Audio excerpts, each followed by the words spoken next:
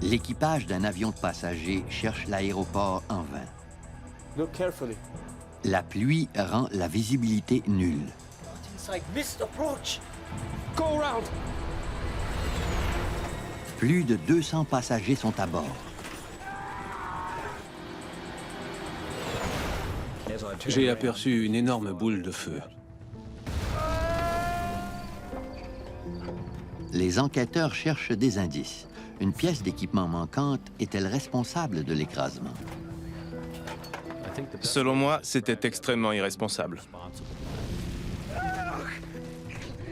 Plusieurs passagers auraient pu s'en sortir ce soir-là.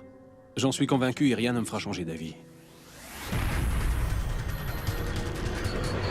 Mayday, mayday.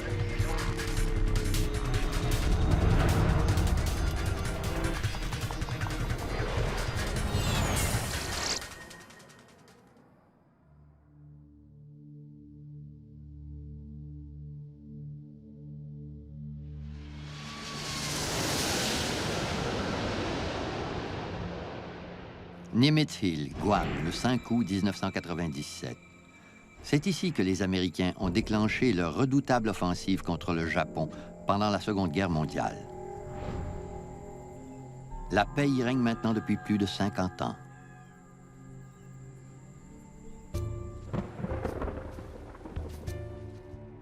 Chaque soir, des dizaines de pilotes commerciaux survolent cette zone rocheuse pour atterrir à l'aéroport international d'Agana, à Guam.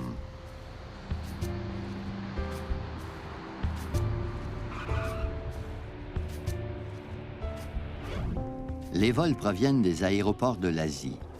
Tard en soirée, le vol 801 de Korean Air en provenance de Séoul se dirige vers Guam.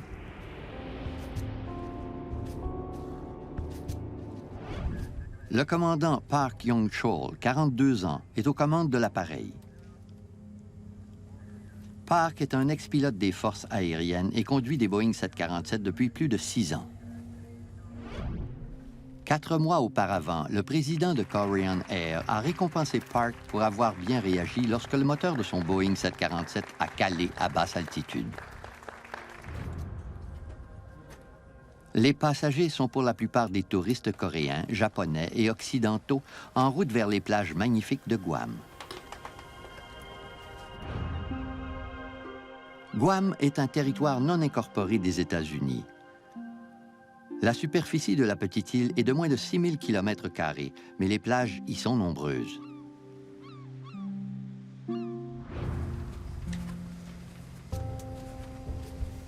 Sean Burke, 24 ans, et sa petite amie Wendy Bunton de San Diego comptent profiter pleinement des plages de Guam pendant leurs vacances. Sean et Wendy voulaient faire de la plongée à Guam. Et ils allaient en profiter pour visiter le frère de Wendy, qui est médecin dans les forces navales des États-Unis. Barry Small a quitté la Nouvelle-Zélande après avoir accepté un autre contrat de 6 mois comme pilote d'hélicoptère à Guam. Mais il a le cœur gros. La veille de mon départ, mon père a été foudroyé par une crise cardiaque. J'ai pratiqué la réanimation cardio-respiratoire jusqu'à ce que les ambulanciers arrivent. Je voulais annuler mon contrat pour rester avec lui, mais il a insisté pour que je parte.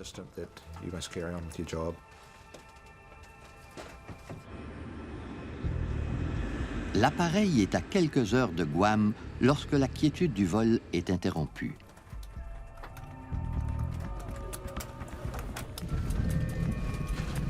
Watch the speed. It could be severe turbulence. Make an announcement to have everyone in their seats with seatbelts on. Ladies and gentlemen, this is your first officer speaking. Malgré son expérience, Barry Small est surpris par les secousses. La turbulence est survenue sans avertissement. Tous les gens qui n'étaient pas attachés n'arrivaient pas à rester assis.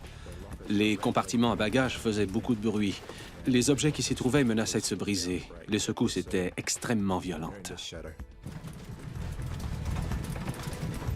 La turbulence est très forte, mais l'équipage ne s'en fait pas pour autant, et tout revient à la normale. Ladies and gentlemen, this is your first officer speaking. We have cleared the turbulent area.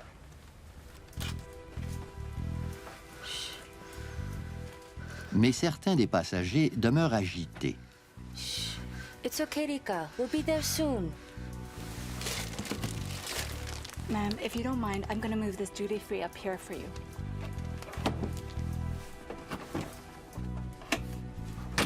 Les agents de bord font le grand nettoyage et les passagers s'installent pour le reste du voyage.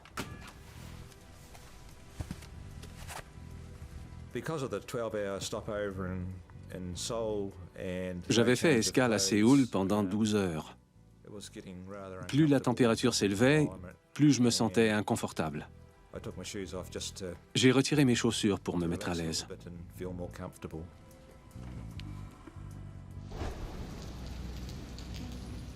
Une pluie intermittente tombe sur Guam depuis la matinée. Le mois d'août est en plein cœur de la saison des pluies. Il peut pleuvoir à tout moment, ce qui rend la tâche des pilotes plus difficile. Dans cette partie du monde, les orages de courte durée sont fréquents. Ces orages n'empêchent pas le pilote d'entamer son approche finale. Par contre, sa visibilité sera nettement réduite.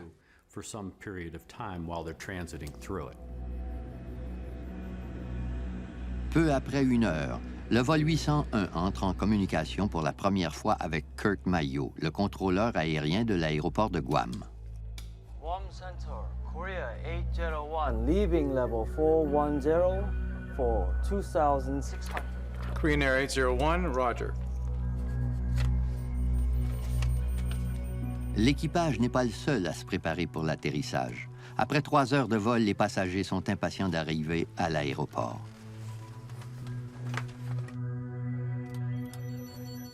C'est la 10e fois que le commandant Park survole Nimitz Hill, mais cette fois-ci n'est pas comme les autres. Dans la plupart des aéroports, les pilotes entament l'approche finale à l'aide de la trajectoire de descente, une série de phares et de balises qui aident les avions à atterrir en toute sécurité. En suivant la trajectoire de descente, le pilote atteindra le début de la piste d'atterrissage. Mais on a retiré les balises de l'aéroport de Guam pour effectuer l'entretien. On a avisé les pilotes que les balises seraient hors d'usage pendant 2 mois. Sans l'émetteur de l'aéroport, l'indicateur d'alignement de descente dans le poste de pilotage est inutile.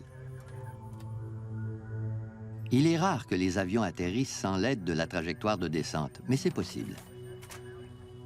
Mais ce n'est pas le seul problème. Le commandant Park est épuisé. Really sleepy. L'avion approche de Guam. Les nuages et la pluie bloquent son chemin. Captain, Guam condition is no good. It's raining a lot. Le commandant Park et son équipage ont quitté Séoul il y a plusieurs heures. Il fait nuit et la pluie réduit considérablement la visibilité. Malgré leur fatigue, ils doivent entamer l'approche finale vers l'aéroport de Guam. À part la turbulence, il s'agissait d'un vol comme les autres. Nous avons mangé notre repas et tout était normal. Tandis que l'avion approche de Guam, un orage violent éclate à proximité de l'aéroport. La visibilité est mauvaise. Le pilote modifie sa trajectoire pour éviter le pire de la tempête. Request 20-mile deviation to the left as we are descending. Guam Center, Korean 801, request deviation 10 miles left of track. Korean Air 801, roger. Le commandant Park Yong-chol peine à voir la piste devant lui à cause des nombreux nuages. Enfin, il peut voir sa destination. It's Guam. Guam. Good. Korean Air 801, cleared for ILS runway 6, left approach. Glide slope unusable. Kurt Mayo, le contrôleur aérien, avise le pilote que la trajectoire de descente ne fonctionne pas. Celle-ci sert normalement à repérer la piste d'atterrissage, mais puisqu'elle ne fonctionne pas, aucun signal n'est envoyé. Alors que l'avion se positionne pour atterrir, un événement inattendu se produit. L'aiguille de l'indicateur d'alignement de descente oscille. Is the glide slope working? The glide slope, yeah? Yes. Yes, it's working. Why is it working? L'équipage est perplexe, mais malgré l'incertitude, il se prépare à atterrir. 60 check. Gear down. Check. Approaching 1400. Since today's glide slope condition is not good, we need to maintain 1,440. Please set it. Set.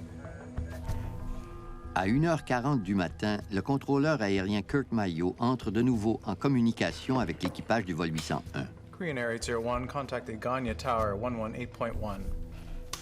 Il transfère le vol à la tour de contrôle d'Agania et salue l'équipage en coréen. Ganya Ikaseo. 수고하십시오. 118.1. C'est la dernière fois qu'il s'adressera à l'équipage du vol 801. The guy working here probably was a GI in Korea before. Aganya Tower, Korean Air 801 to intercept the localizer 6 left. Korean Air 801 Heavy, Aganya Tower. Runway 6 cleared to land. Korean 801 Roger, clear to land 6 left. Flaps 30. Flaps 30. L'avion entame sa descente, mais les nuages et la pluie cachent à nouveau l'aéroport. Look carefully. Ladies and gentlemen, we're preparing for landing at Aganya International Airport in Guam.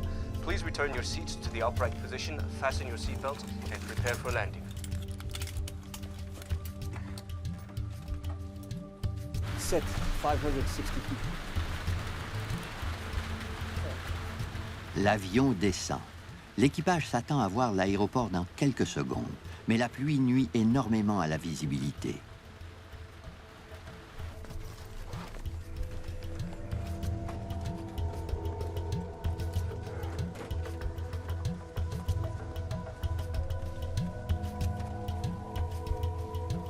Isn't the glide slope working?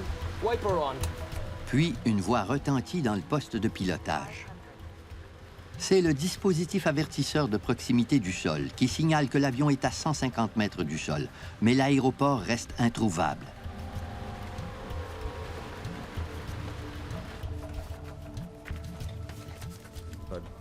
J'ai effectué ce vol à plusieurs reprises. Je croyais que nous allions atterrir dans 30 secondes. Je me suis penché pour mettre mes chaussures. 200.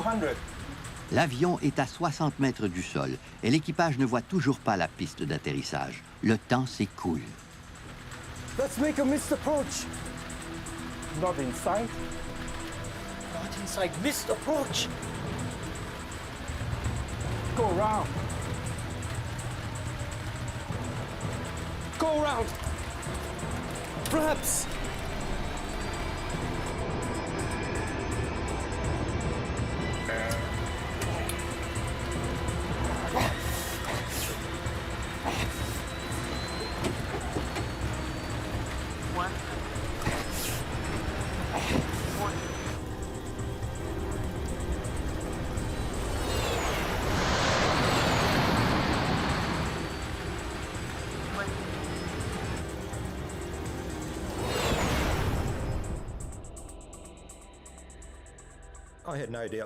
J'étais convaincu que l'atterrissage se déroulerait comme prévu.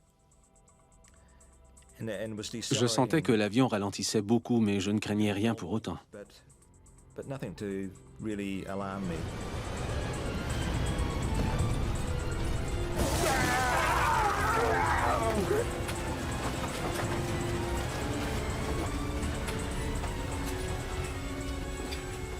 Puis la situation a dégénéré. L'avion se désintégrait. J'ai levé la tête et j'ai vu que tous les compartiments à bagages se vidaient. Le bruit et les vibrations étaient intenses, comme si 1000 Boeing atterrissaient simultanément. L'avion termine sa course folle dans les montagnes boisées de Guam. Au petit matin, un Boeing 747 de Korean Air s'écrase sur l'île de Guam.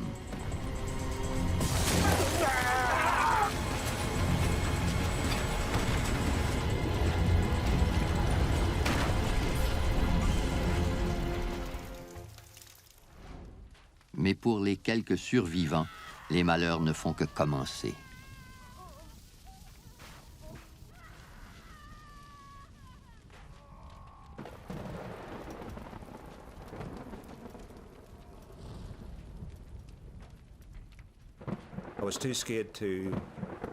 J'hésitais à détacher ma ceinture de sécurité, au cas où l'avion poursuivrait sa trajectoire ou tomberait dans un ravin.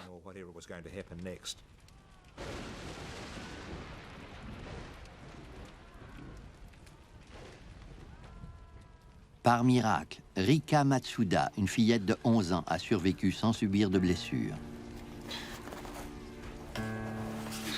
Mais sa mère, blessée, est coincée sous les débris.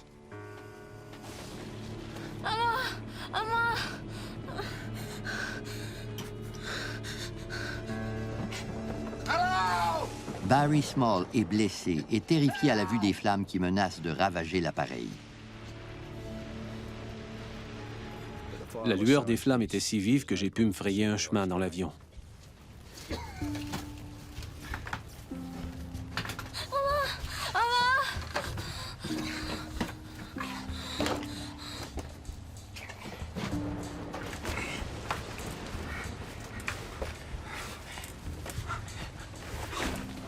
Si les secours tardent à arriver sur les lieux, les survivants blessés risquent de rester coincés dans l'appareil.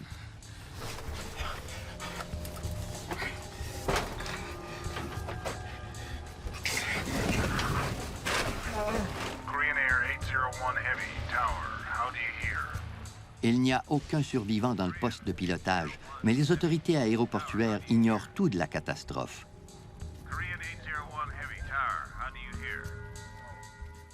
Blessé et impatient de quitter l'appareil, Barry Small se dirige péniblement vers une ouverture dans la cabine.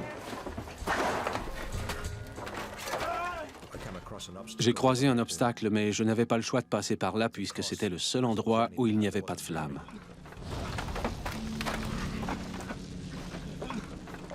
Go! Get over it! Maman! Rika.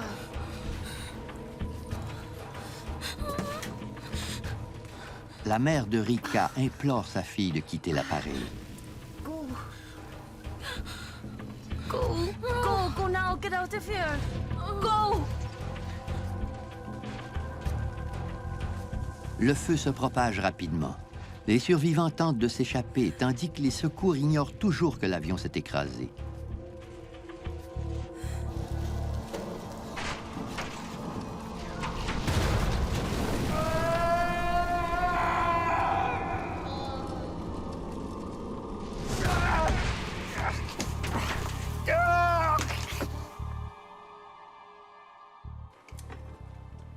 Quelques minutes plus tôt, Kurt Mayo a transféré l'appareil sur la fréquence de la tour de contrôle d'Agania. Il apprend maintenant que l'avion n'a toujours pas atterri. Approach Agania. Did Korean Air come back to you? No. I cleared him to land, and I don't know where he's at. He didn't land? Negative. Oh my God.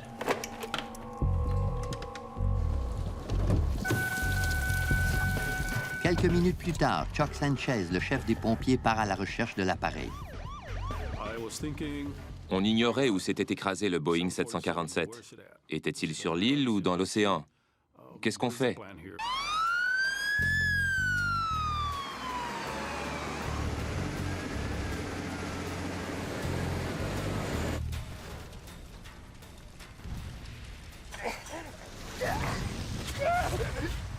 Barry Small souffre d'une fracture à la jambe droite. Il s'éloigne de l'appareil en rampant. Plusieurs survivants sont coincés à l'intérieur.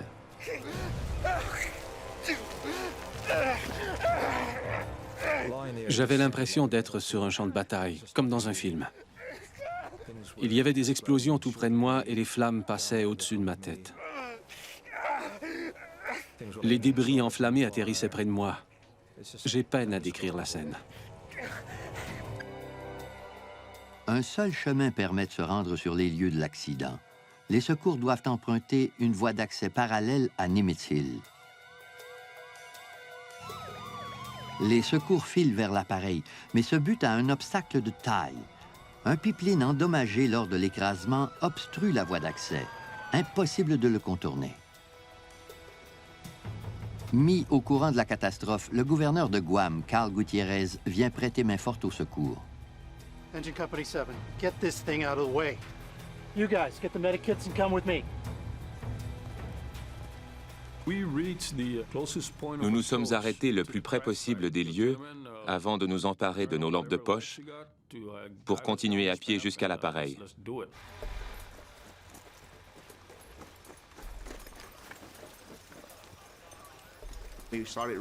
Tout en courant, on se fiait aux cris des survivants pour trouver l'appareil, puisqu'il y avait tellement de broussailles le long du chemin.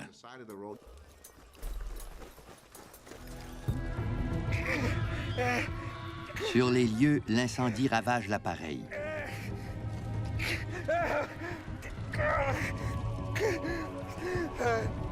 Sa jambe droite fracturée, Barry Small ne peut rien pour les survivants qui crient à l'aide.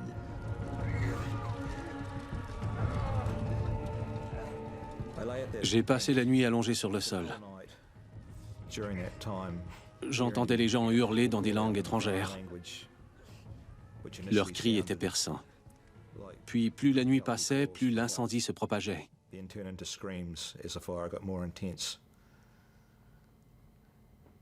Les cris ont diminué avant de cesser pour de bon. Une heure après l'écrasement, Chuck Sanchez et son équipe arrivent sur les lieux.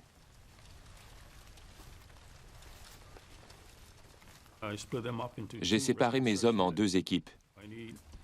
La première s'est dirigée vers la queue de l'avion, l'autre vers le nez.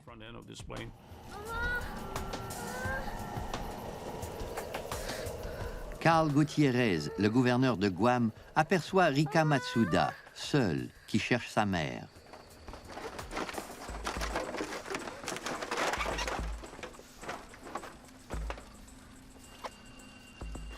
Everything will be okay.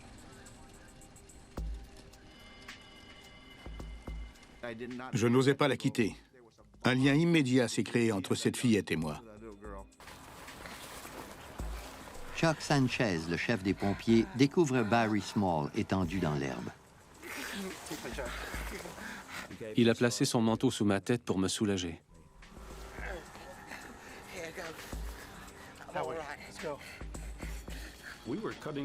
On abattait des arbres pour fabriquer des attelles et on donnait nos vêtements de protection aux survivants.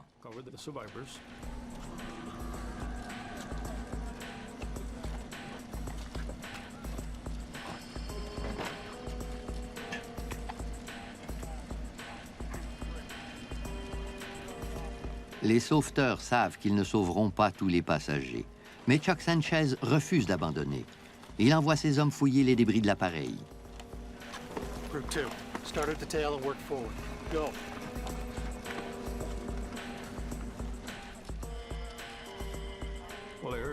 Puis il y a eu une énorme explosion.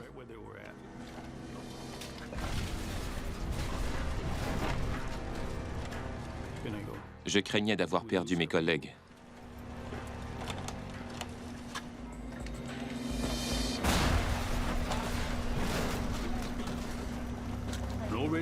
Il m'était impossible d'entrer en communication avec mes hommes. Puis l'un d'entre eux a surgi de l'appareil en criant « Tout va bien, nous sommes tous sains et saufs ».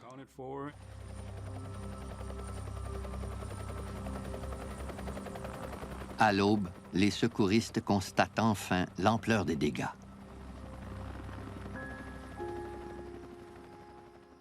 L'avion a dévalé la montagne et s'est désintégré.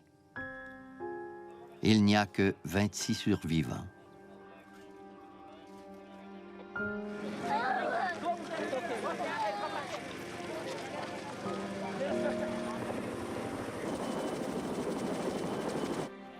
Les proches des victimes attendent des nouvelles avec grande impatience.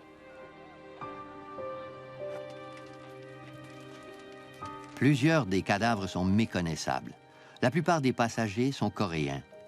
Mais Sean Burke et sa petite amie Wendy Bunton sont parmi les quelques Américains qui se trouvaient à bord.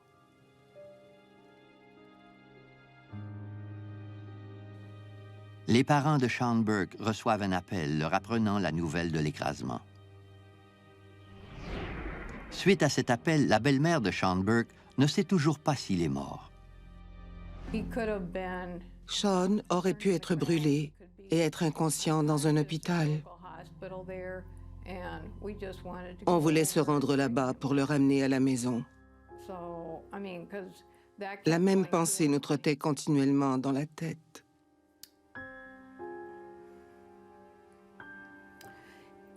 Il gisait peut-être sur la montagne.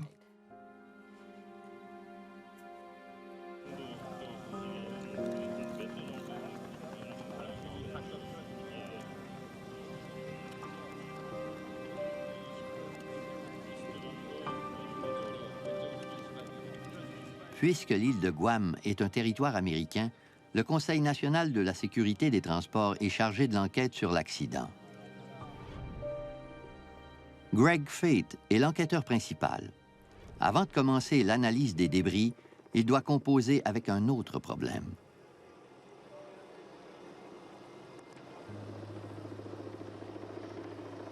Les proches des victimes sont rassemblés près des lieux de l'accident et rendent la tâche des enquêteurs très pénible.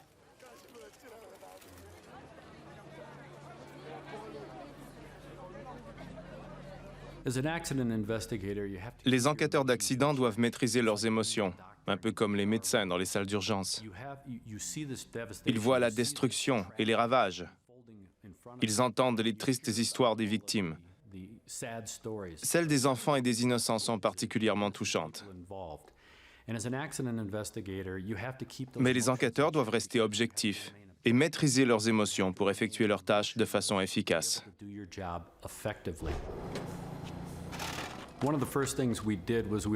Nous avons tout d'abord examiné les lieux de l'accident pour mieux connaître l'ampleur des dégâts et établir la meilleure façon de mener l'enquête. Pendant l'enquête préliminaire, Greg Fate constate que de grandes sections de l'appareil sont restées intactes. Le pilote a atterri sur la montagne comme s'il s'agissait d'une piste d'atterrissage. Malheureusement, celle-ci se trouvait près de 5 km plus loin. Les enquêteurs découvrent plusieurs effets qui ont survécu à l'écrasement et à l'incendie, comme la carte d'atterrissage dont se servaient les pilotes à l'approche de l'aéroport de Guam, et le sac de voyage du commandant Park, qui contient plusieurs médicaments sur ordonnance. Certains des comprimés contiennent des benzodiazépines, des substances qui servent souvent de calmant. Les enquêteurs analysent les comprimés et les échantillons des tissus du commandant Park et ajoutent la carte d'atterrissage aux autres preuves qui s'accumulent rapidement. Grâce à l'enregistreur de données de vol, les enquêteurs reconstituent la trajectoire de vol de l'appareil. La descente graduelle de l'avion confirme les soupçons de Greg Fate. L'avion a plus ou moins atterri sur la montagne. Mais la trajectoire de vol est étonnante.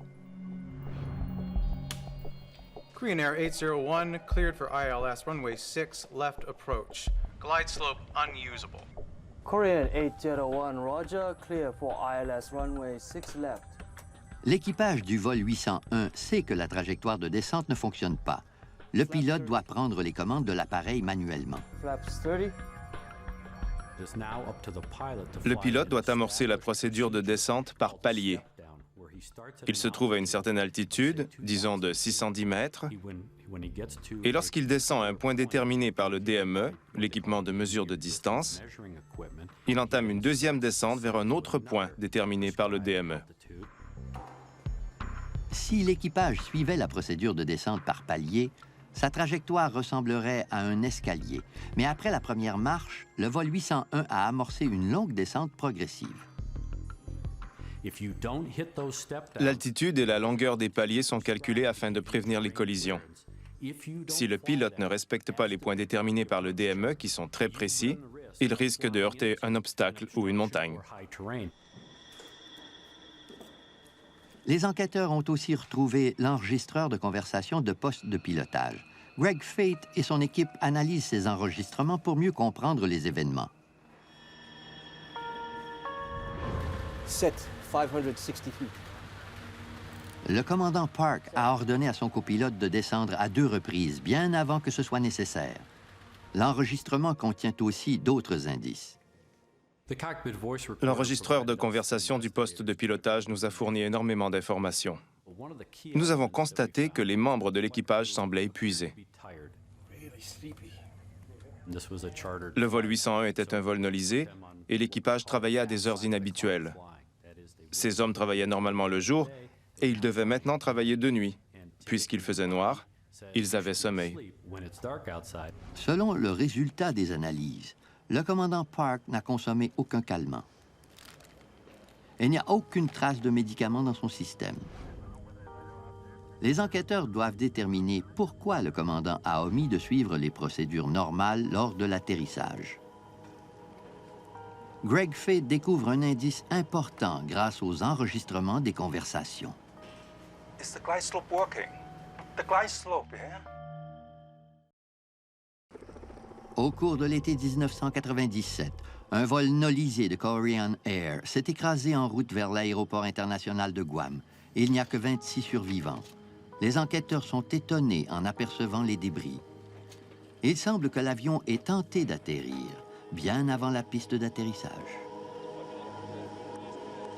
Greg Fate, l'enquêteur principal, analyse les enregistrements des conversations du poste de pilotage et se penche sur l'échange concernant l'indicateur d'alignement de descente. Is the glide slope working? The glide slope, yeah? Yes. Yes, it's working. Why is it working? Il a vu l'aiguille de l'indicateur d'alignement de descente osciller. Il a demandé au copilote si l'indicateur fonctionnait. Le mouvement inattendu de l'indicateur d'alignement de descente a peut-être distrait le commandant Park, épuisé par le long vol et l'heure tardive. Selon les enregistrements, il est clair que le commandant était obsédé par ce mouvement. Mais Greg Fate ne comprend toujours pas pourquoi l'indicateur semblait fonctionner. Y avait-il un défaut dans cet avion en particulier? Ce problème pourrait-il survenir à bord d'autres appareils? Pour le savoir, il fait appel à l'expert en navigation Nelson Sponheimer. J'ai lu les transcriptions pour mieux comprendre les problèmes de navigation qui ont fait que l'avion s'est retrouvé au mauvais endroit. Puis j'ai tenté de comprendre la confusion de l'équipage, qui croyait que l'indicateur d'alignement de descente fonctionnait. Nelson Sponheimer envoie ses enquêteurs à Guam. Ils survolent l'île pour déterminer si le signal radio de la base militaire aurait pu affecter l'indicateur d'alignement de descente de l'avion de Korean Air. Le récepteur de l'indicateur peut réagir aux signaux radio, surtout si le signal de la trajectoire de descente est absent. Si le signal radio transmet des données particulières, il peut faire osciller l'aiguille de l'indicateur d'alignement de descente. Set 560 feet. Mais le signal ne serait pas continu. L'indicateur passerait en mode de fonctionnement de façon intermittente et pendant très peu de temps. J'ai conclu qu'un signal perturbateur, peu importe s'il provenait d'un autre émetteur ou de l'équipement au sol, comme des émetteurs-récepteurs portatifs, n'aurait pu faire osciller l'aiguille de l'indicateur de façon continue. Si l'indicateur ne fonctionnait pas, pourquoi le commandant Park a-t-il cru le contraire? Et s'il croyait qu'il fonctionnait, pourquoi son appareil s'est-il écrasé sur Nimitz Hill? Isn't the glide slope working? Wiper on. Tandis que les enquêteurs tentent d'élucider les causes de l'écrasement, Barry Small tente de comprendre pourquoi seul lui et 25 autres passagers ont survécu. On a touché le sol au moment où je mettais mes chaussures. Par miracle, je me suis retrouvé dans la position idéale pour survivre à un écrasement. Barry Small est pilote d'hélicoptère et apprenti technicien des transports aériens. Il sait tout des avions. Je crois fermement que ces appareils nécessitent quelques changements. Il croit que les barres transversales des sièges ont causé la fracture de sa jambe et que c'est simplement par chance s'il ne s'est pas cassé l'autre jambe. J'ai fracturé ma jambe droite lorsque celle-ci a heurté la barre transversale sous les sièges devant moi. C'est mon sac qui empêchait ma jambe gauche de se fracturer. Barry Small a pu s'échapper en marchant sur sa jambe gauche, mais d'autres passagers sont restés coincés.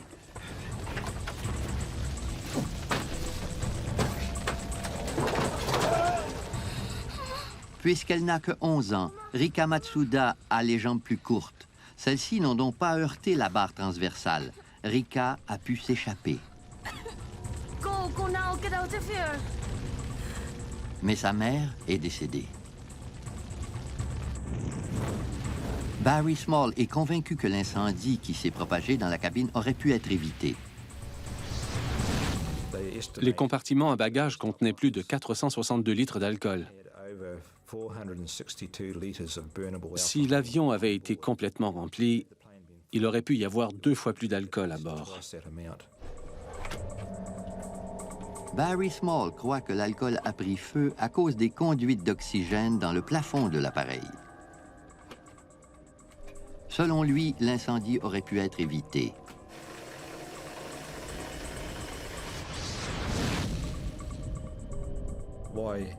Pourquoi prendre un tel risque? Les avions doivent être sécuritaires. Selon moi, le transport d'alcool dans les avions enfreint les règles de sécurité. Barry Small continue à se remettre de ses blessures. Il tient à ce qu'une telle catastrophe ne survienne plus. Il fait campagne pour changer la fabrication des sièges et modifier les règlements concernant le transport d'alcool. Mais Greg Fate, l'enquêteur principal, cherche encore des réponses. Pourquoi un pilote expérimenté, récompensé par son employeur pour son dossier exemplaire, a-t-il atterri à 5 km de l'aéroport?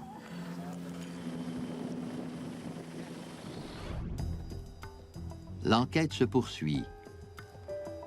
Greg Fate constate que la carte d'atterrissage de l'équipage date de plus de 6 mois. En analysant les pratiques de formation de Korean Air, il constate que certaines informations importantes manquaient à l'équipage. On a découvert que l'équipage de Korean Air savait seulement atterrir lorsque le DME était adjacent à celui de l'aéroport. Le DME est l'équipement de mesure de distance, une série de balises qui signalent l'emplacement de l'avion par rapport à l'aéroport. Dans plusieurs cas, la dernière balise se trouve sur la piste d'atterrissage. Ce n'est pas le cas à l'aéroport de Guam. Cette balise se trouve à 5 km de l'aéroport. Let's make a missed approach. Not inside. Not inside. Missed approach. Go around. Go around. Flaps. Selon notre enquête, sa fatigue et sa formation ont fait en sorte que l'équipage croyait avoir atteint la piste d'atterrissage. Le Boeing 747 pèse plus de 200 000 kilos. Il est impossible de modifier sa trajectoire rapidement.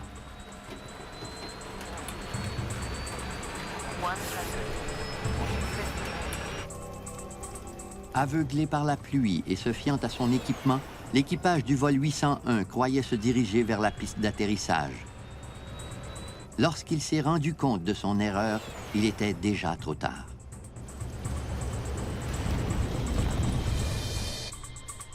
En poursuivant leur enquête, Greg Fate et son équipe font une découverte étonnante. L'équipement au sol qui aurait pu aider l'équipage avait été désactivé volontairement. En août 1997, plus de 200 personnes ont perdu la vie lorsqu'un appareil de Korean Air s'est écrasé à Guam.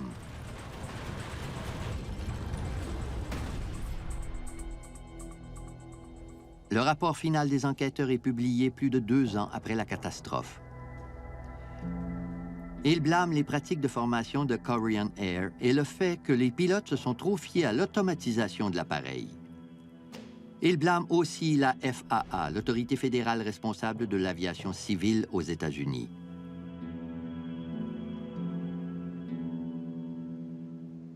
Suite à une décision de la FAA, une technologie importante qui aurait pu sauver le vol 801 a été volontairement désactivée. Le système d'avertissement d'altitude minimale de sécurité, le MSAW ou MSA, est en fonction dans la plupart des aéroports. Mais la FAA a changé la façon de l'utiliser à Guam. Grâce au radar, le MSA suit les avions qui se dirigent vers l'aéroport. Si l'avion vole trop bas, le MSA émet un avertissement au contrôleur aérien qui peut le transmettre à l'équipage. Mais à Guam, le système transmettait des données erronées au contrôleur aérien. Les contrôleurs aériens recevaient constamment des avertissements intempestifs. On a donc modifié le logiciel et éloigné le MSA de l'aéroport, ce qui l'a rendu inefficace. Le MSA à Guam suivait donc les avions à plus de 80 km de l'aéroport lorsqu'ils survolaient l'océan.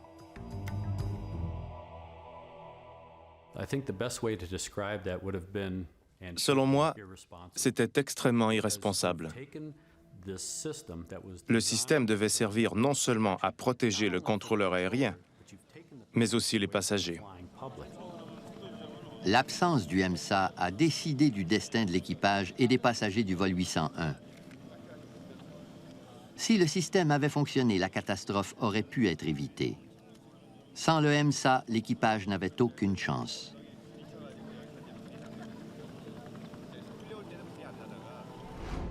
Pour Barry Small, les années suivant l'écrasement ont été particulièrement éprouvantes. L'autorité de l'aviation civile de la Nouvelle-Zélande reconnaît le danger de transporter de l'alcool à bord des avions, mais n'a effectué aucun changement au règlement. De plus, les sièges des avions sont toujours fabriqués de la même façon, malgré ces protestations. J'ai entrepris plusieurs démarches pour changer les choses. Sur le coup, les autorités sont enthousiastes, mais rien ne bouge. Quant au concepteur des sièges, il refuse de m'écouter.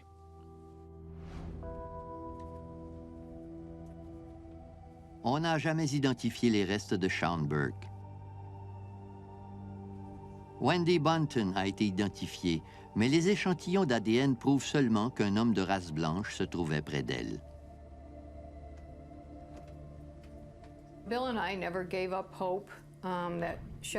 Pendant un an ou deux, Bill et moi avions espoir que Sean avait survécu à l'écrasement. Chaque fois que le téléphone sonnait ou que quelqu'un se présentait à la porte, on s'attendait à entendre ou à voir Sean. Le père de Sean ne se remettra jamais de la mort de son fils.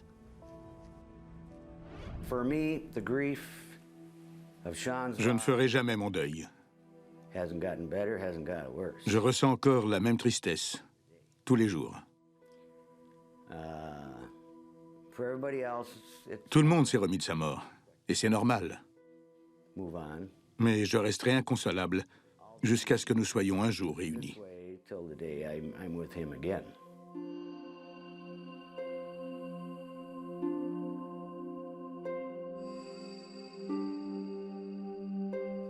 Barry Small ressent encore de la colère, mais il est aussi reconnaissant d'avoir survécu. Plusieurs personnes m'ont dit que j'ai survécu pour une raison. 9 ans plus tard, j'ignore encore cette raison. Si seulement les autorités effectuaient des changements concernant le transport de l'alcool et la fabrication des sièges, je pourrais enfin comprendre pourquoi j'ai survécu et je cesserais de me sentir coupable.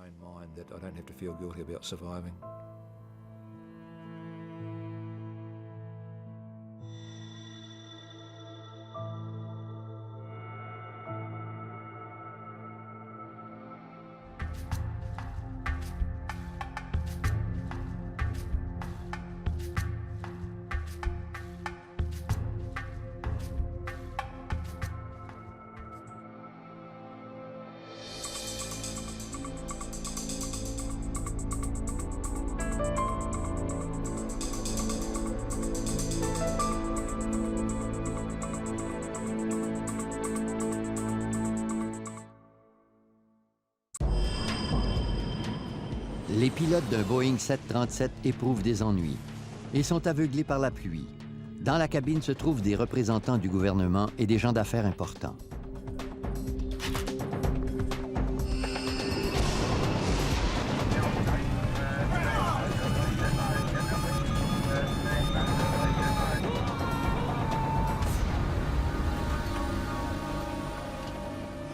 L'écrasement de l'appareil IFO-21 secoue le monde entier. S'agit-il d'un acte de guerre? La Maison-Blanche veut des réponses. Il ne s'agissait pas d'un vol ordinaire, mais bien d'un appareil militaire avec des politiciens américains à bord. L'enquête s'étendra jusqu'au plus haut niveau des forces aériennes américaines.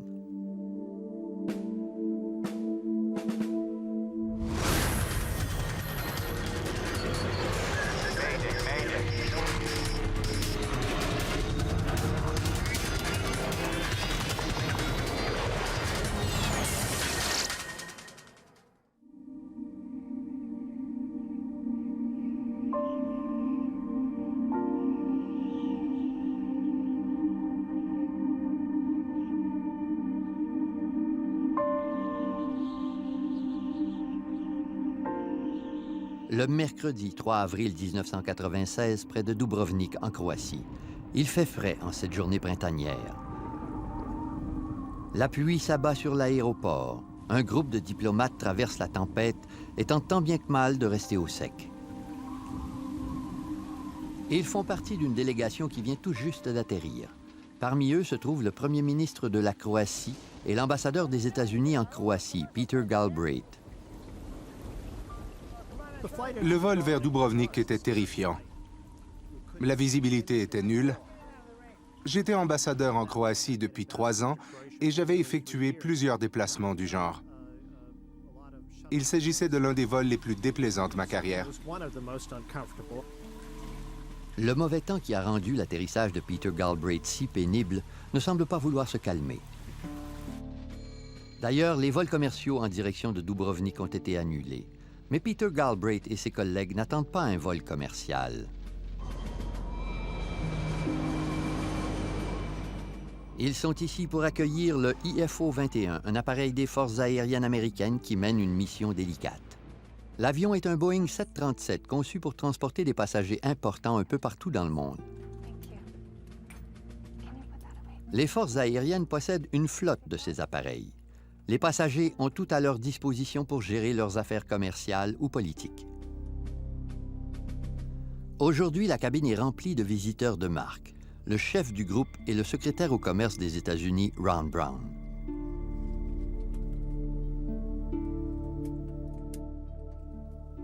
Ron Brown était un homme décontracté et très intelligent, qui faisait partie de l'élite de Washington. Ses compétences étaient de taille. Ron Brown est le premier secrétaire au commerce afro-américain des États-Unis.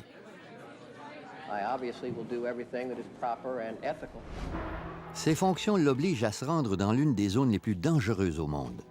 La guerre civile a ravagé la Croatie et la Bosnie pendant 4 ans. Mais il y a quelques mois, un certain calme s'est installé dans la région. Le secrétaire au commerce a la tâche d'aider la région à reconstruire son économie.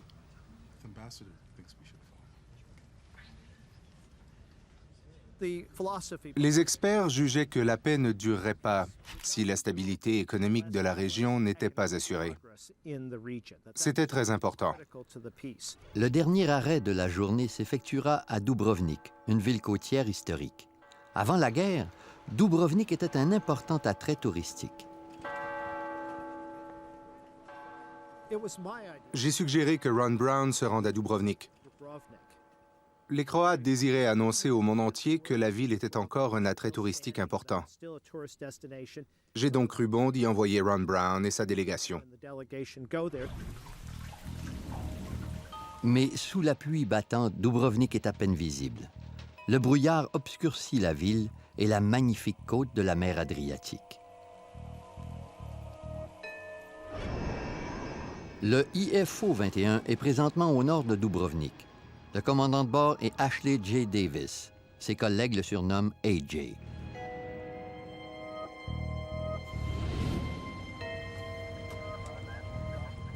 Departure, IFO 21. IFO 21. Il est 14 heures. A.J. Davis et son équipe travaillent depuis tôt ce matin. La cabine de l'appareil est luxueuse, mais le poste de pilotage est identique à celui d'un Boeing 737 ordinaire. A.J. Davis a grandi à Bâton Rouge, en Louisiane. Garçon, il rêvait d'être pilote. Son rêve est devenu réalité et il a participé à plusieurs missions militaires américaines. Il a piloté, entre autres, des avions-citernes dans la région du Golfe Persique. Maintenant, il pilote des avions transportant des diplomates et des représentants officiels partout à travers le monde.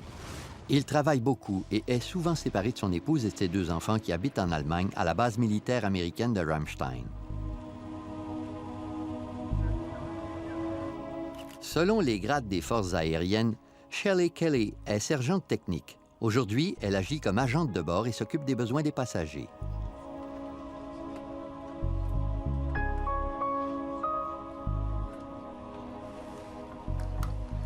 Mr. Secretary, something to eat. No, thank you. I was wondering how our time's looking. Les diplomates devaient atterrir à Dubrovnik au milieu de l'après-midi, mais ils ont accumulé du retard. But I can check to find out for sure if you'd like. Yeah, thank you. Early would be good. L'avion approche de Dubrovnik. A.J. Davis entre en contact avec les services météorologiques des forces aériennes. Metro, IFO 21, how copy? Over. IFO 21, copy loud and clear. Weather for Lima Delta uniform as follows. Rain. Sky conditions 500. Broken. That would be ceiling. How well do you copy? Metro, IFO 21, copies. Yeah, we've been in it all day. Are you expecting any changes in the weather? Pretty much continued rain, over. Copy. Rain. Thanks for your help. So, let's see the sights of Dubrovnik. Malgré la signature d'un traité de paix 4 mois plus tôt, il y a encore une présence militaire dans la région. Les avions doivent rester dans des corridors aériens surveillés. A.J. Davis connaît les restrictions, mais c'est la première fois qu'il pilote un appareil dans la région. À l'approche de la frontière croate, il est surpris par un avertissement. IFO 21, this is Magic 51. Magic est l'indicatif d'appel de l'avion de détection aérienne avancée du maintien de la paix. Cet appareil surveille les corridors aériens. Be advised, you're leaving an approved corridor. Please reroute immediately. Davis suit la trajectoire prévue, mais à son insu, son avion quitte l'espace aérien surveillé. Il se dirige vers une zone possiblement dangereuse. Repeat, you're leaving an approved corridor. Reroute. Roger, Magic. Our error. Rerouting now to proper corridor. Over. The second time today. Les espaces aériens surveillés fluctuent continuellement. A.J. Davis et son équipage auraient dû être avisés. Pour demeurer dans un corridor approuvé, il devra dévier vers la gauche. C'est une situation gênante qui causera un autre délai. Shelley, A.J., we've been directed to reroute.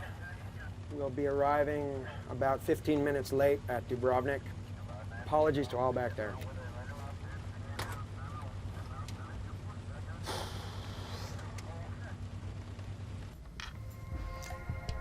Ladies and gentlemen, could I have your attention, please? Unfortunately, there will be a slight delay on our arrival into Dubrovnik.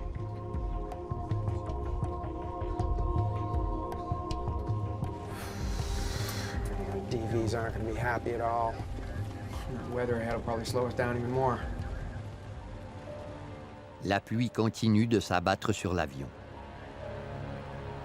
La tâche de Davis sera ardue et doit mener son avion rempli de diplomates et d'hommes d'affaires jusqu'à un aéroport qui lui est inconnu. Les événements qui s'ensuivront au cours des prochaines heures retiendront l'attention du monde entier.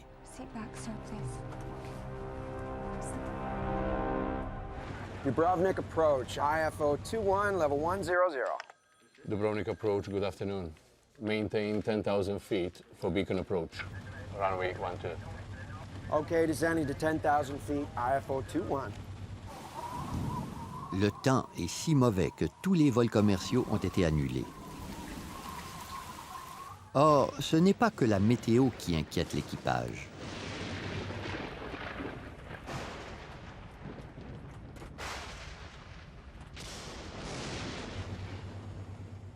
La pluie est persistante. Les répercussions de la guerre civile se font sentir à l'aéroport de Dubrovnik. Il est resté fermé pendant des années et son système d'atterrissage est désuet. En 1991, les Serbes ont pris d'assaut l'aéroport durant la guerre et l'ont lourdement endommagé. Ils ont tout fait pour détruire l'équipement, dont le système d'atterrissage. L'aéroport devait recevoir un nouveau système sous peu.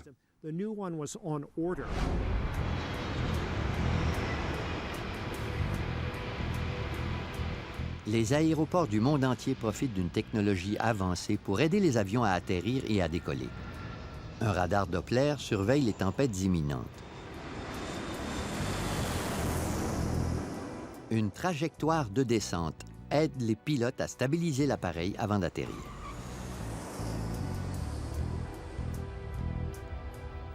L'aéroport de Dubrovnik ne possède aucun de ces équipements. Il n'y a même pas de radar pour surveiller les avions qui s'apprêtent à atterrir.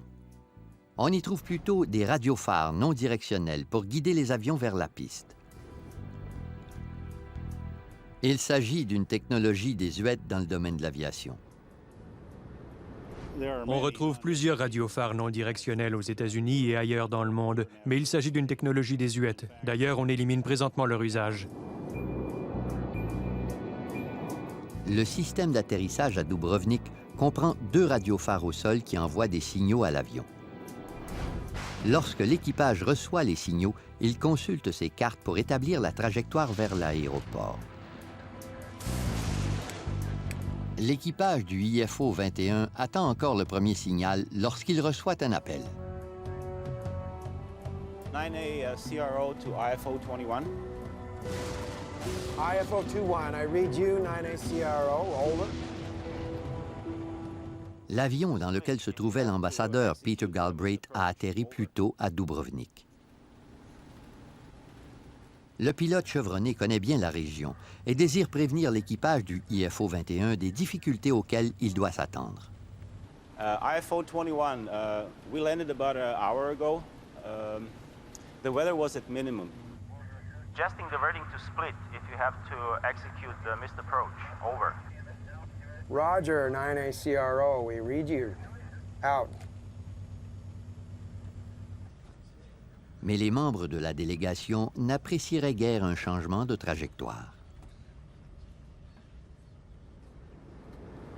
Les pilotes ressentent sûrement une énorme pression car ces passagers distingués doivent arriver à temps à des conférences ou d'autres réunions du genre.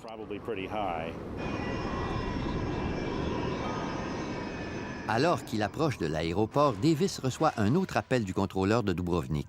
IFO 21, report level. IFO 21, 5,000. IFO 21, Roger. Descend to 4,000. Report Kilo Lima Papa. Down to 4,000, IFO 21.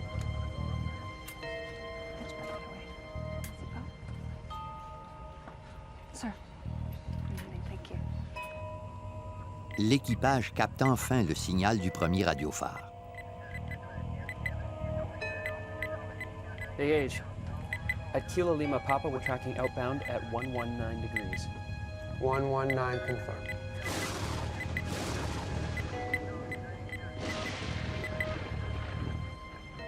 Mr. Secretary, we're landing. We'll take this up later, Adam.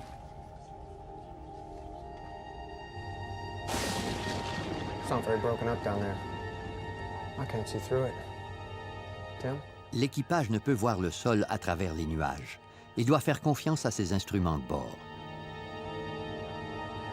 IFO 21.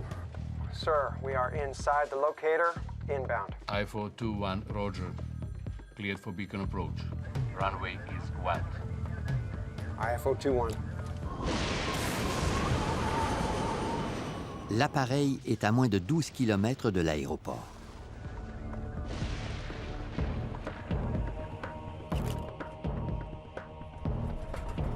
Les nuages et la pluie rendent la visibilité nulle, mais le pilote s'attend à voir l'aéroport d'une seconde à l'autre.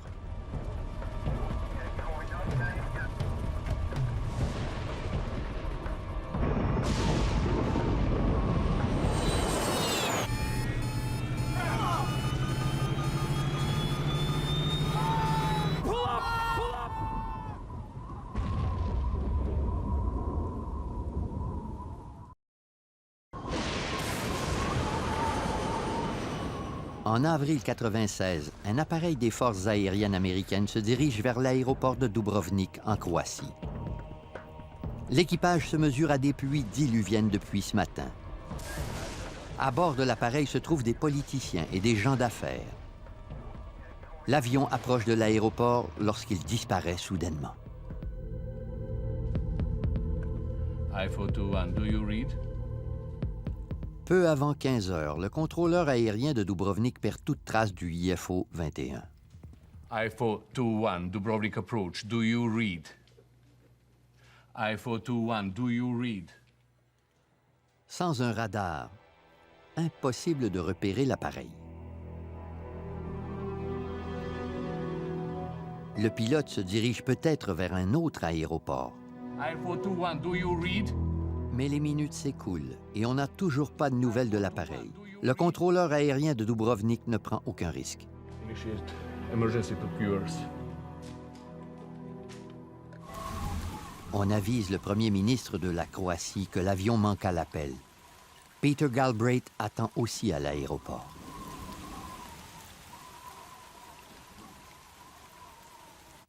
Selon ma propre expérience, quelques heures plus tôt, je savais que l'atterrissage serait difficile.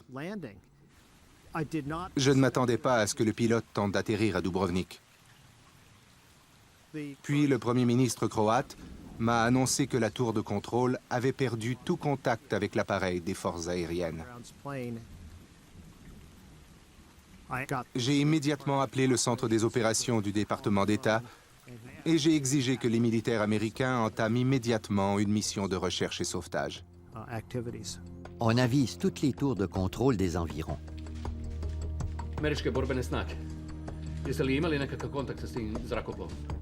Mais aucune d'entre elles n'est entrée en contact avec l'avion des forces aériennes américaines. La mission de recherche et sauvetage se penche sur l'approche de l'avion vers l'aéroport. Peut-être l'avion s'est-il écrasé dans la mer Adriatique. J'étais à environ 160 km de là, à Brindisi, en Italie. On a envoyé 2 hélicoptères MA-53 ainsi que du personnel de la force aérienne tactique à Dubrovnik. L'appareil manque à l'appel depuis des heures. Les conditions météorologiques s'aggravent.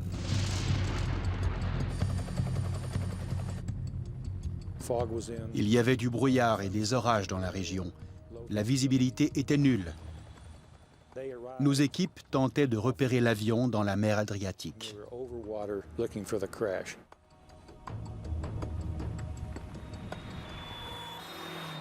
Plusieurs heures après la disparition de l'appareil, les policiers reçoivent un appel. Un villageois a aperçu quelque chose sur une montagne près de chez lui, loin de la côte où l'on effectue les recherches.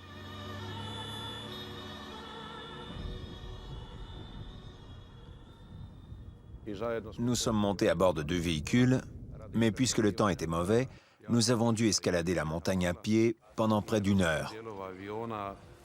Puis nous avons atteint les lieux. Il est près de 19h30, 4h30 après que l'équipage ait demandé l'autorisation d'atterrir. On confirme enfin l'écrasement du IFO 21.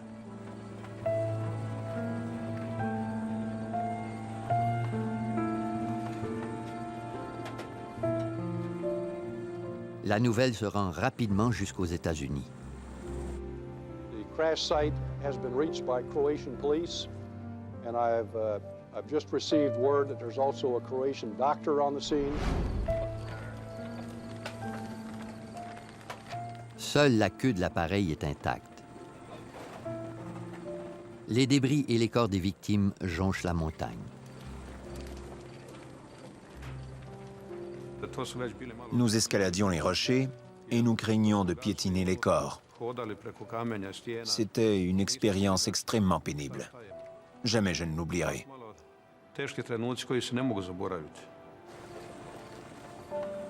Par miracle, les policiers font une découverte étonnante. Une survivante est retrouvée parmi les débris de la section arrière de l'appareil. Il s'agit de Shelley Kelly, la sergente technique des forces aériennes. Lorsque nous avons atteint la section arrière de l'appareil, un policier a aperçu une agente de bord. Il a tenté de l'aider. Elle nous a donné espoir. Nous voulions sauver tous les gens à bord. Nous comptions sur la survie de cette femme.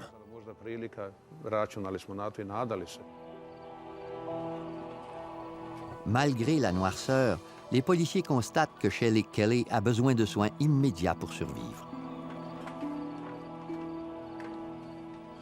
Il n'y avait personne pour lui porter assistance. J'ai immédiatement appelé le poste de police centrale à Dubrovnik pour leur confirmer l'endroit précis de l'accident. Il faisait déjà noir.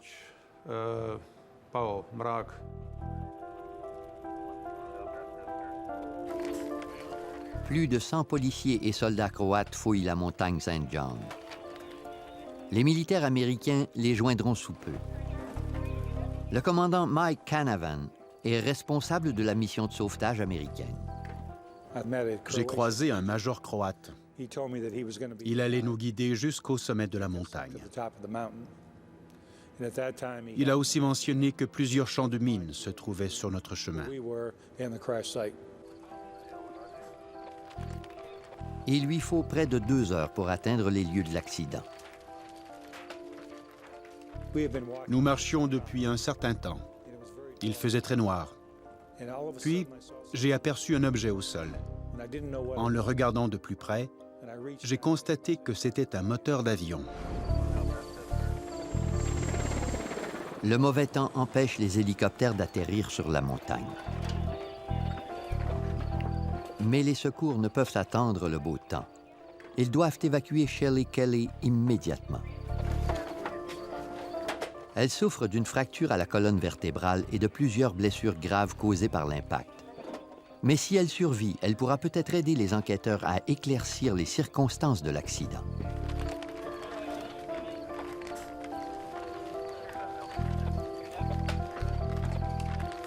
On emmène Shelley Kelly à l'hôpital.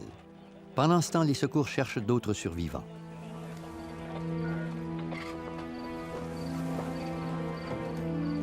Enfin, pendant la nuit, les secours découvrent le corps de Ron Brown, le secrétaire au commerce des États-Unis.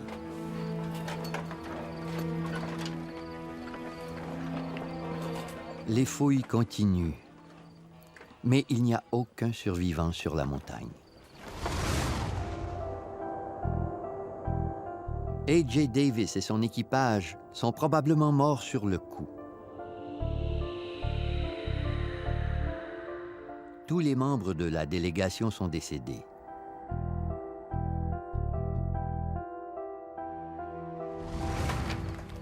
Pendant que les secours poursuivent leurs recherches, ils reçoivent un appel en provenance de Dubrovnik.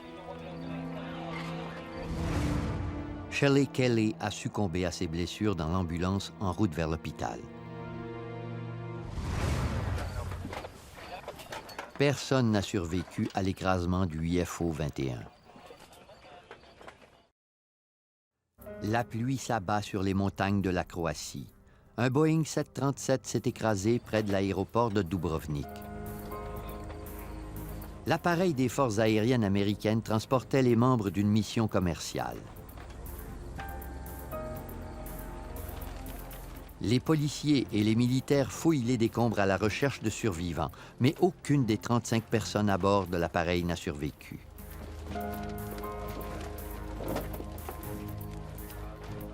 Ron Brown, le secrétaire au commerce des États-Unis, a aussi péri dans l'accident.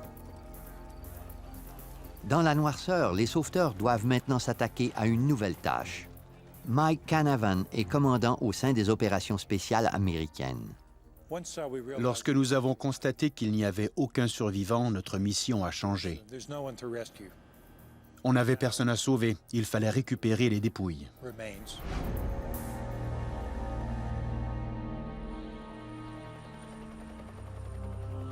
À l'aube, le temps est plus clément.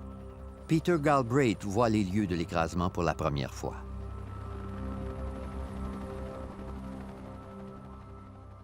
On a marché jusqu'au sommet, le temps était un peu plus clément. Puis j'ai aperçu la queue de l'appareil. Il y avait des débris partout. De l'autre côté de la montagne se trouvaient les corps. Rien n'est plus horrible qu'un écrasement d'avion. Mon équipe, sur la montagne et à Dubrovnik, a accompli sa mission en respectant la dignité des victimes. Toute l'équipe a fait un travail remarquable.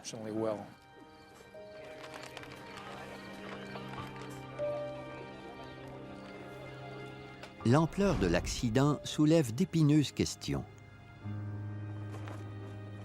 Washington veut des réponses. Comment un Boeing 737 conçu spécialement pour les forces aériennes américaines a-t-il pu s'écraser en Croatie? Était-ce un accident causé par le mauvais temps?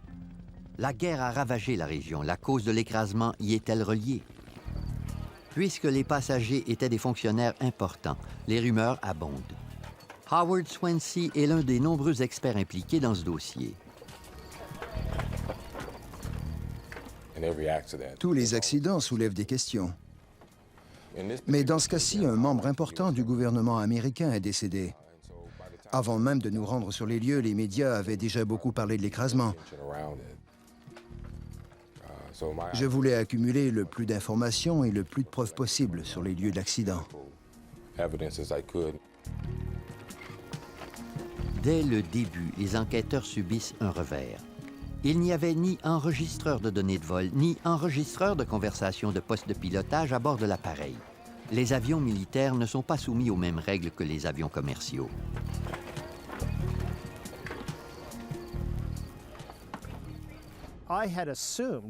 Je tenais pour acquis que les appareils des forces aériennes respectaient des normes de sécurité plus strictes que celles des avions commerciaux.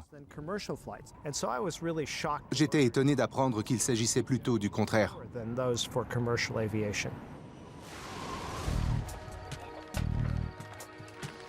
Sans ces outils de base, les enquêteurs doivent fouiller minutieusement les débris. L'avion est à près de 3 km de l'aéroport. Comment l'équipage chevronné a-t-il pu dévier de la sorte?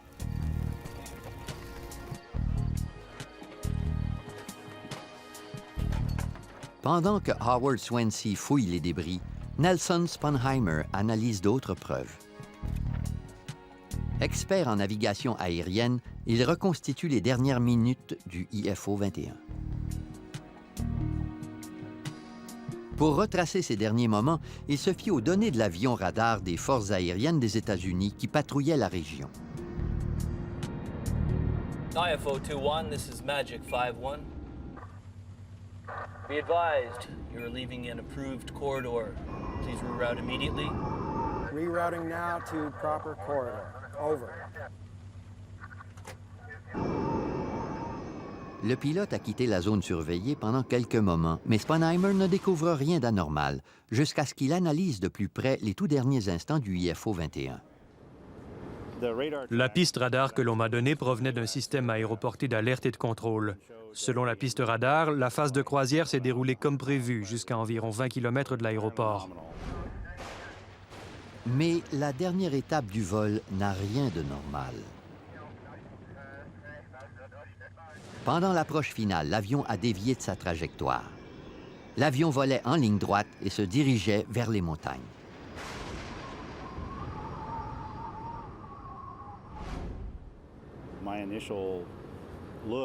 Au début, j'ai décelé une erreur de relèvement de 7 degrés pendant l'approche finale.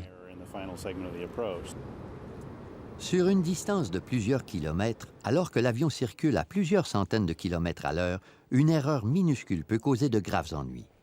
Mais pourquoi l'avion a-t-il dévié de sa trajectoire si près de sa destination, alors que le reste du vol s'est déroulé comme prévu? Comment l'équipage a-t-il pu s'égarer de la sorte? Le mauvais temps ne peut pas être le seul responsable. Nelson Sponheimer analyse l'équipement de navigation désuet de l'aéroport. Celui-ci était-il défectueux suite aux importants dégâts subis pendant la guerre? 2 radiophares aident les avions à atterrir à l'aéroport de Dubrovnik. Le premier est sur l'île de Kolosep, près de l'aéroport. Il émet un signal en code Morse qui lui est propre afin de l'identifier rapidement. Les pilotes n'ont qu'à suivre la trajectoire sur leur carte d'atterrissage lorsqu'ils entendent ce signal pour atteindre l'aéroport. Le deuxième radiophare est à l'aéroport. Il agit comme système de secours. Si les pilotes entendent son signal avant de voir l'aéroport, ils doivent interrompre leur approche et tenter d'atterrir de nouveau lors de leur prochaine approche. Nelson Sponheimer doute que les radiophares aient joué un rôle dans l'écrasement. Selon des tests effectués quelques jours après l'écrasement, les radiophares non directionnels fonctionnaient bien. Les enquêteurs découvriront sous peu que les ennuis n'ont pas commencé au sol, mais plutôt à bord de l'appareil. Ils mettent la main sur un morceau important du casse-tête, l'ADF de l'appareil, le radiocompas automatique. Il semble fonctionner, mais il n'y en a qu'un seul à bord. Pour atterrir sans ennui à Dubrovnik, 2 ADF sont nécessaires.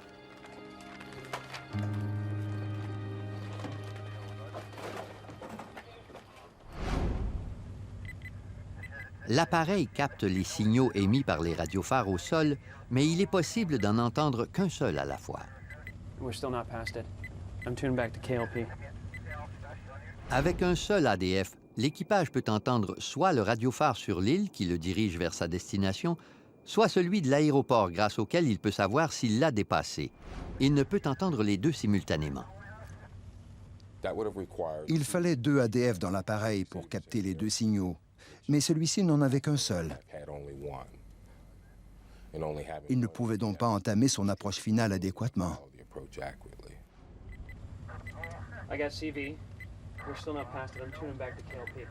En changeant de fréquence rapidement, il est possible d'utiliser un seul ADF pour capter 2 signaux, mais cette démarche ne fait que compliquer un atterrissage déjà ardu. De plus, il est surprenant d'apprendre que l'appareil des forces aériennes n'était pas équipé pour atterrir à Dubrovnik.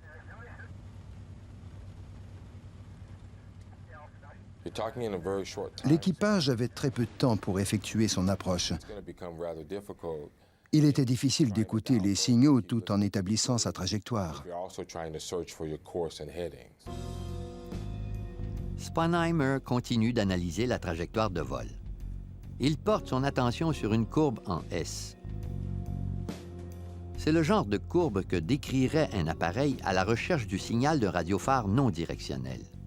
Mais au moment où l'équipage devait chercher le signal, la courbe se redresse.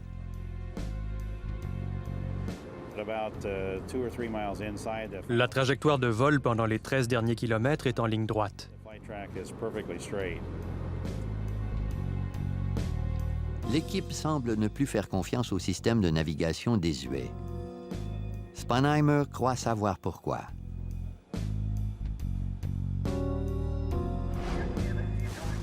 L'équipage devait affronter une pluie battante tout en cherchant le signal du radiophare.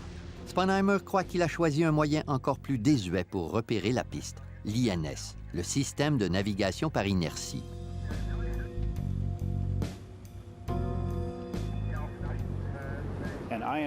L'INS sont ni plus ni moins des gyroscopes qui permettent de surveiller les virages de l'appareil.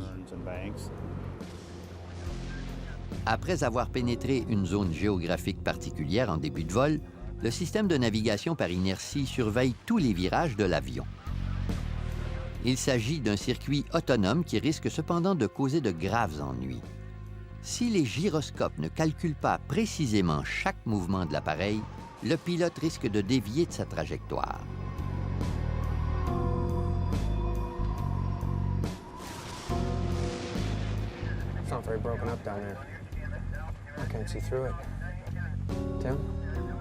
L'équipage croyait peut-être trouver son chemin à l'aide de ce système, mais il avait tort. Le système a peut-être nui à leurs efforts. Je crois que l'avion s'est éloigné de l'aéroport à cause de la dérive INS.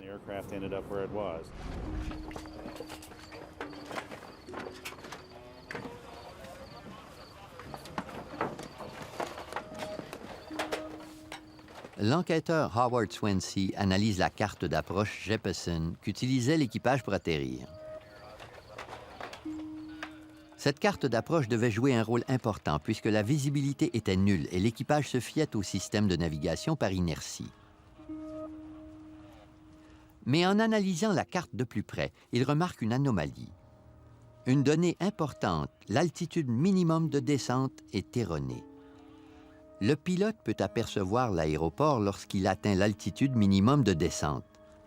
S'il ne l'aperçoit pas, il doit interrompre la manœuvre d'atterrissage. Chaque pays est responsable de fournir les procédures et de publier l'information nécessaire. Et cela afin que tous les avions puissent effectuer les manœuvres d'approche adéquates.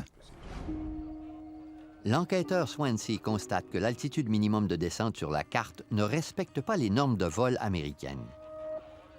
Puisque le terrain était montagneux, l'altitude minimum aurait dû être de plus de 850 mètres, mais la carte de l'équipage indique une altitude minimum d'un peu plus de 640 mètres. Selon les normes américaines, l'équipage aurait dû interrompre son approche s'il se trouvait à moins de 850 mètres d'altitude, mais celui-ci se trouvait probablement au moins 200 mètres plus bas. La carte erronée, jumelée aux autres ennuis de l'équipage, a mené à une fin tragique. Le pilote tenait pour acquis qu'il était bien au-dessus des montagnes. Il tentait encore d'apercevoir l'aéroport malgré les nuages.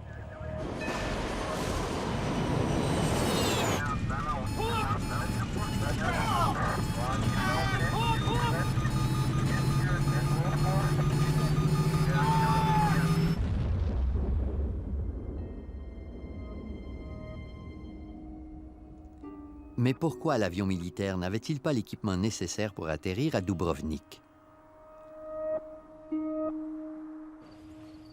Et pourquoi l'équipage ne détenait-il pas de carte d'atterrissage précise pour lui permettre d'arriver à destination en toute sécurité? Les réponses se trouvent sur une base militaire américaine en Allemagne. Les membres les plus haut placés des forces aériennes sont maintenant sur la sellette.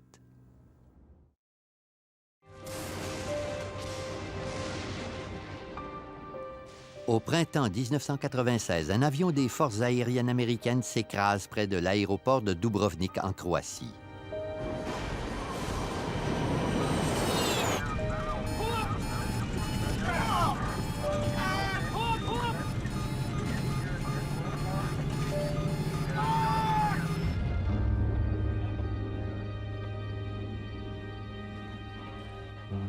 Les 35 personnes à bord du IFO-21 périssent.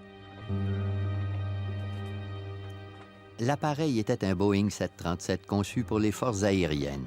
Mais les enquêteurs constatent qu'il ne contenait pas l'équipement nécessaire pour atterrir à l'aéroport endommagé par la guerre et que les cartes d'atterrissage n'étaient pas conformes aux normes de vol américaines.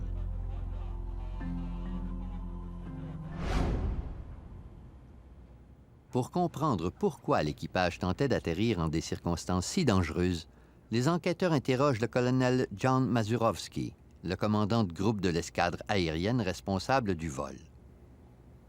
Sa tâche est de transporter des visiteurs de marque du gouvernement un peu partout à travers le monde.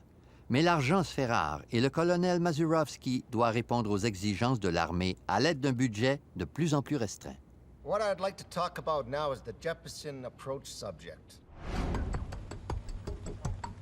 Les enquêteurs se penchent sur les cartes d'approche Jeppesen de l'équipage. La plupart des aéroports ont leurs propres cartes.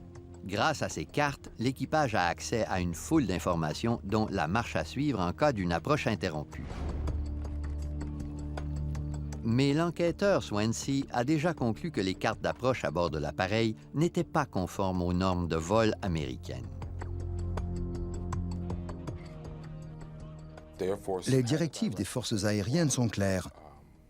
Chaque manœuvre apparaissant sur les cartes des pays étrangers et devant être effectuée par l'équipage de ces appareils doit être approuvée au préalable.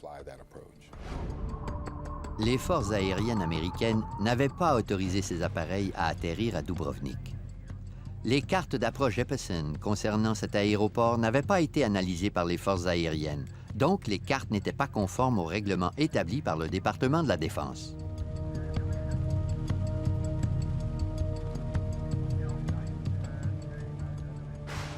Le colonel Mazurovsky craignait nuire à ses missions s'il se contentait d'atterrir à des aéroports approuvés.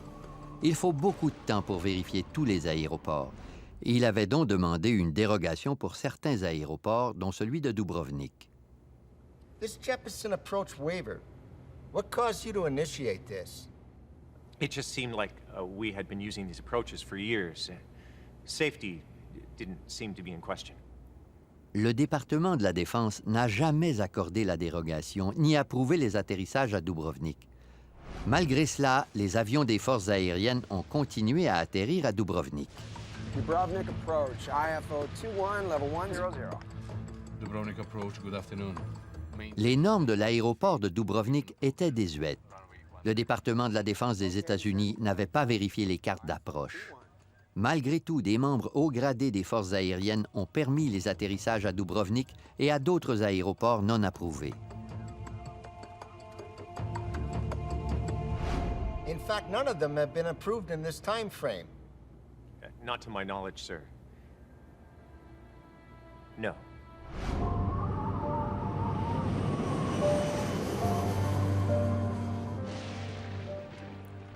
Plusieurs facteurs ont causé l'écrasement du IFO 21.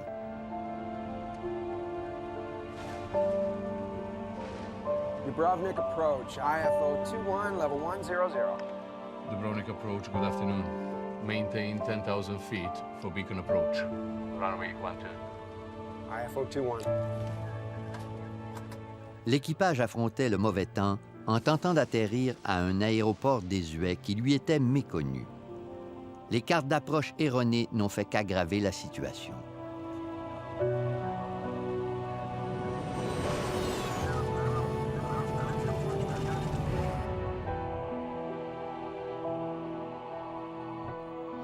Après avoir interrogé près de 150 personnes, les enquêteurs publient un rapport final de plus de 7000 pages sur la tragédie.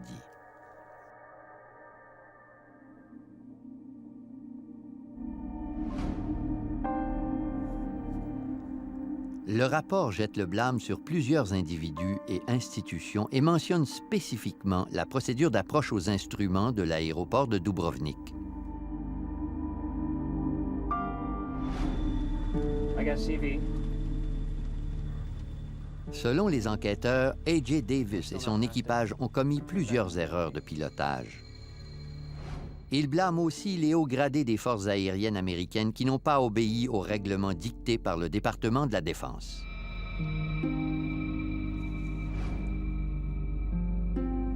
Suite au rapport, 2 membres haut placés des forces aériennes sont congédiés. Les forces aériennes réprimandent le colonel Mazurovsky et le rétrogradent. À sa retraite, il est un simple major. 13 autres officiers sont pointés du doigt pour leur rôle dans l'écrasement. Les forces aériennes changent aussi leurs procédures. Tous les avions sont maintenant munis d'enregistreurs de données de vol et d'enregistreurs de conversation de postes de pilotage et doivent obtenir l'autorisation du département de la Défense avant d'atterrir dans un aéroport, que les passagers soient diplomates ou non. IFO 21. Sir, we are inside the locator, inbound. IFO 21, roger. Cleared for beacon approach. Runway is 12. IFO 21.